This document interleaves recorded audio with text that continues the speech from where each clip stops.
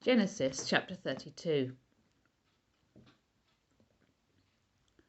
Jacob also went on his way, and the angels of God met him. When Jacob saw them, he said, "This is the camp of God." So he named that place Mahanaim. Jacob sent messengers ahead of him to his brother Esau in the land of Seir, the country of Edom. He instructed them, "This is what you are to say to my lord Esau. Your servant Jacob says, I have been staying with Laban and have remained there till now. I have cattle and donkeys, sheep and goats, male and female servants. Now I am sending this message to my lord that I may find favor in your eyes." When the messengers returned to Jacob, they said, "We went to your brother Esau, and now he is coming to meet you, and 400 men are with him." In great fear and distress, Jacob divided the people who were with him into two groups, and the flocks and herds and camels as well. He thought, if Esau comes and attacks one group, the group that is left may escape. Then Jacob prayed, "O God, of my father Abraham, God of my father Isaac, Lord, you who said to me, 'Go back to your country and your relatives, and I will make you prosper.' I am unworthy of all the kindness and faithfulness that you have shown your servant. I had only my staff when I crossed this Jordan, but now I have become two camps. Save me, I pray, from the hand of my brother Esau, for I am afraid he will come and attack me, and also the mothers with their children. But you have said, 'I will surely make you prosper, and will make your descendants like the sands of the sea, which cannot be counted.'" He spent the night there, and from what he had with him he selected a gift for his brother Esau: 200 female goats and 20 male goats, 200 ewes and 20 rams, 30 female camels with their youngs, 40 cows and 10 bulls, and 20 female donkeys and 10 male donkeys. He put them in the care of his servants, each herd by itself, and said to his servants, "Go ahead of me and keep some space between the herds." He instructed the one in the lead, "When my brother Esau meets you and asks, 'Who do you belong to, and where are you going, and who owns all these animals in front of you?' then you are to say, 'They belong to your servant Jacob. They are a gift sent to my lord Esau, and he is coming behind us.'" He also instructed the second, the third, and all the others who followed the herds. "You are to say the same thing to Esau when you meet him, and be sure to say, 'Your servant Jacob is coming behind us.'" For he thought, "I will pacify him with these gifts I am sending on ahead. Later, when I see him, perhaps he will receive me." So Jacob's gifts went on ahead of him, but he himself spent the night in the camp. That night Jacob got up and took his 2 wives, his 2 female servants, and his 11 sons, and crossed the ford of the Jabbok. After he had sent them across the stream, he sent over all his possessions. So Jacob was left alone, and a man wrestled with him until daybreak. When the man saw that he could not overpower him, he touched the socket of Jacob's hip, so that his hip was wrenched as he wrestled with the man. Then the man said, "Let me go, for it is daybreak." But Jacob replied, "I will not let you go unless you bless me." The man asked him, "What is your name?"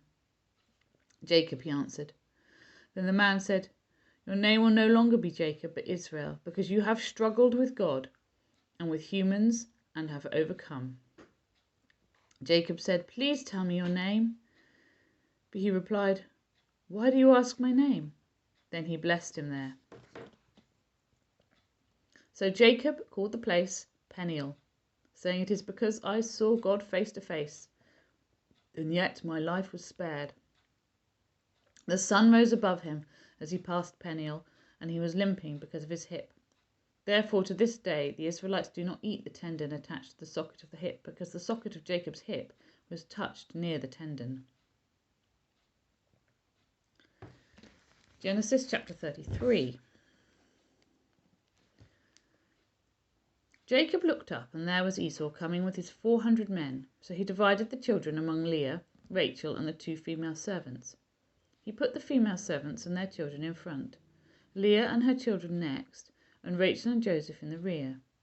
He himself went on ahead and bowed down to the ground 7 times as he approached his brother. But Esau ran to meet Jacob and embraced him. He threw his arms around his neck and kissed him, and they wept. Then Esau looked up and saw the women and the children. "Who are these with you?" he asked.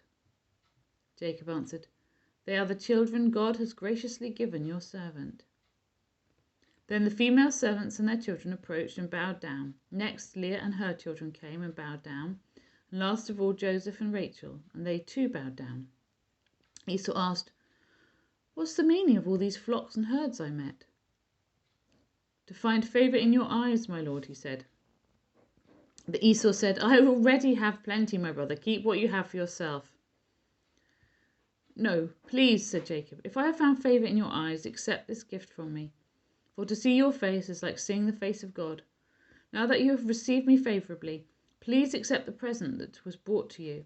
For God has been gracious to me, and I have all I need." And because Jacob insisted, Esau accepted it. Then Esau said, "Let us be on our way, and I'll accompany you."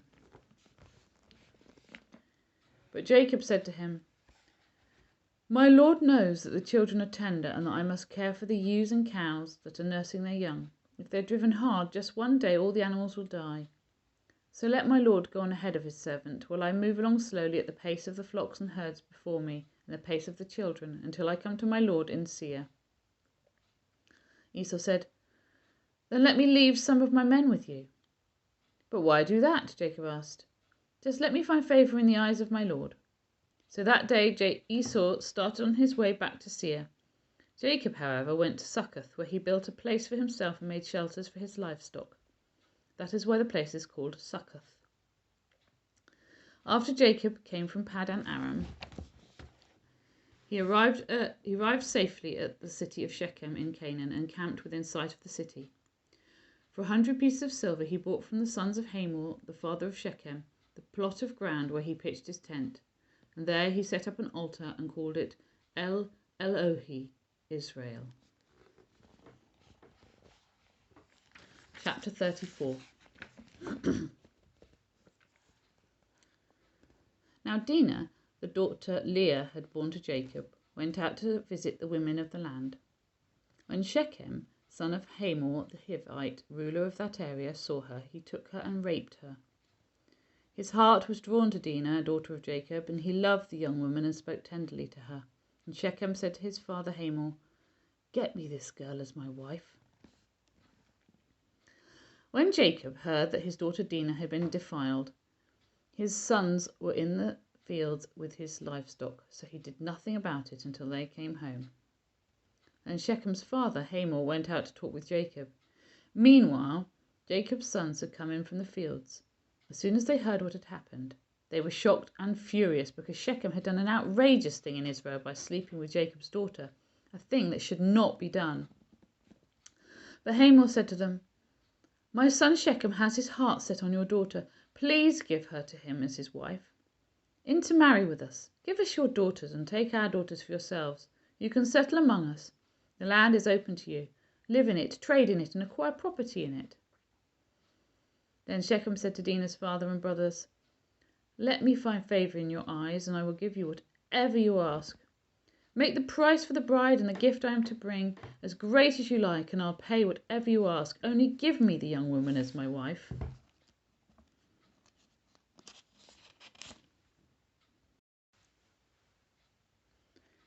Because their sister Dinah had been defiled, Jacob's sons replied deceitfully as they spoke to Shechem and his father Hamor. They said to them, "We can't do such a thing. We can't give our sister to a man who is not circumcised. That would be a disgrace to us. We will enter into an agreement with you on one condition only, that you become like us, by circumcising all your males. Then we will give you our daughters and take your daughters for ourselves. We'll settle among you and become one people with you. But if you will not agree to be circumcised, we'll take our sister and go." Their proposal seemed good to Hamor and his son Shechem. The young man, who was the most honoured of all his father's family, lost no time in doing what they said, because he was delighted with Jacob's daughter. So Hamor and his son Shechem went to the gate of their city to speak to the men of their city. "These men are friendly towards us," they said. "Let them live in our land and trade in it. The land has plenty of room for them. We can marry their daughters and they can marry ours. But the men will agree to live with us as one people only on the condition that our males be circumcised as they themselves are. Won't their livestock, their property, and all their other animals become ours? So let us agree to their terms and they will settle among us." All the men who went out of the city gate agreed with Hamor and his son Shechem, and every male in the city was circumcised. 3 days later, while all of them were still in pain, 2 of Jacob's sons, Simeon and Levi, Dinah's brothers, took their swords and attacked the unsuspecting city, killing every male. They put Hamor and his son Shechem to the sword and took Dinah from Shechem's house and left.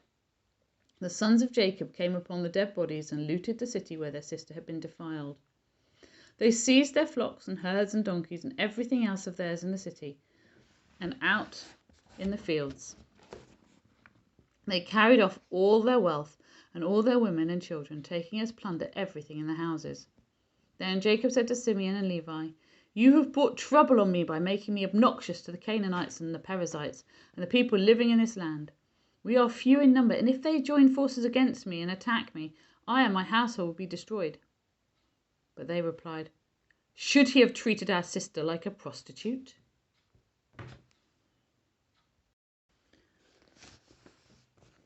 Psalm 145.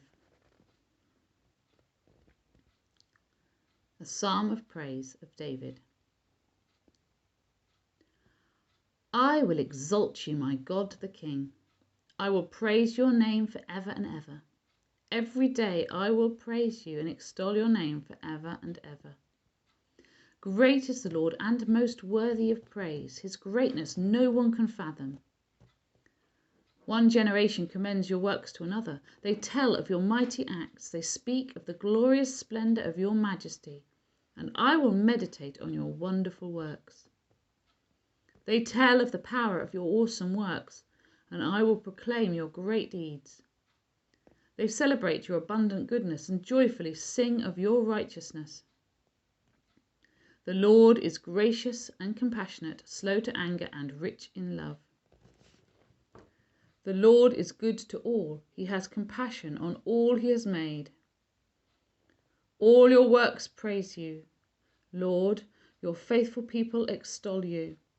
They tell of the glory of your kingdom and speak of your might, so that all people may know of your mighty acts and the glorious splendor of your kingdom.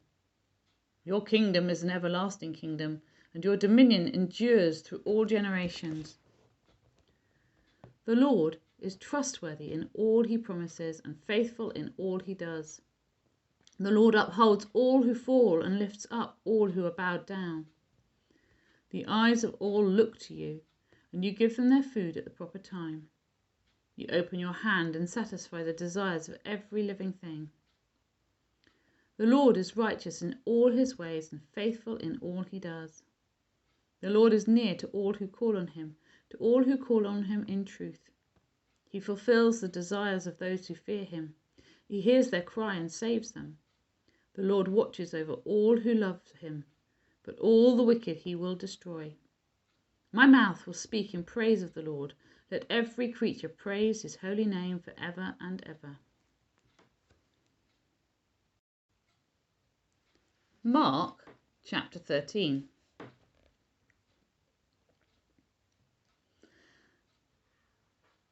As Jesus was leaving the temple, one of his disciples said to him, "Look, teacher, what massive stones, what magnificent buildings." "Do you see all these great buildings?" replied Jesus. "Not one stone here will be left on another. Every one will be thrown down." As Jesus was sitting on the Mount of Olives opposite the temple, Peter, James, John, and Andrew asked him privately, "Tell us, when will all these things happen, and what will be the sign that they are all about to be fulfilled?" Jesus said to them, "Watch out that no one deceives you. Many will come in my name, claiming I am he, and will deceive many. When you hear of wars and rumors of wars, do not be alarmed. Such things must happen, but the end is still to come. Nation will rise against nation and kingdom against kingdom.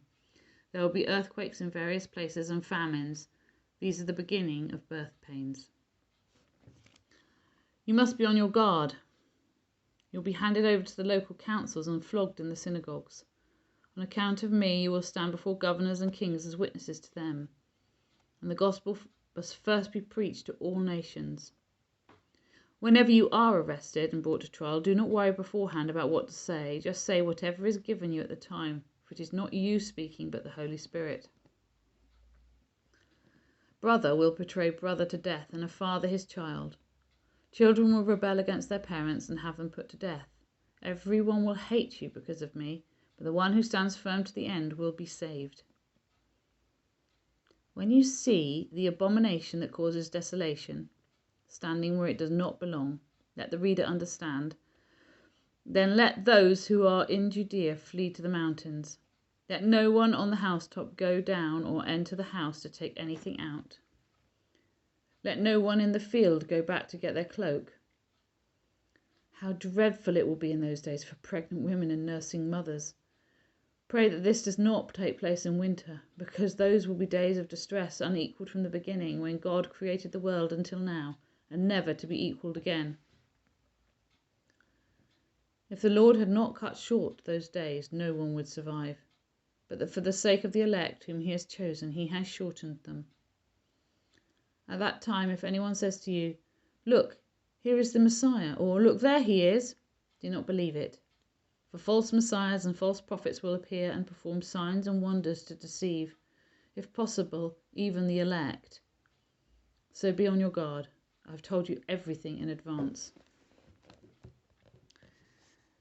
But in those days, following that distress, the sun will be darkened and the moon will not give its light. The stars will fall from the skies and the heavenly bodies will be shaken. At that time, people will see the Son of Man coming in clouds with great power and glory. And he will send his angels and gather his elect from the four winds, from the ends of the earth to the ends of the heavens. Now learn this lesson from the fig tree. As soon as its twigs get tender and its leaves come out, you know that summer is near. Even so, when you see these things happening, you know that it is near, right at the door. Truly I tell you, this generation will certainly not pass away until all these things have happened. Heaven and earth will pass away, but my words will never pass away. But about that day or hour no one knows, not even the angels in heaven, nor the Son, but only the Father. Be on guard, be alert. You do not know when that time will come. It's like a man going away. He leaves his house and puts his servants in charge, each with their assigned task, and tells the one at the door to keep watch. Therefore keep watch, because you do not know when the owner of the house will come back, whether in the evening or at midnight, or when the cock crows or at dawn. If he comes suddenly, do not let him find you sleeping. What I say to you, I say to everyone. Watch.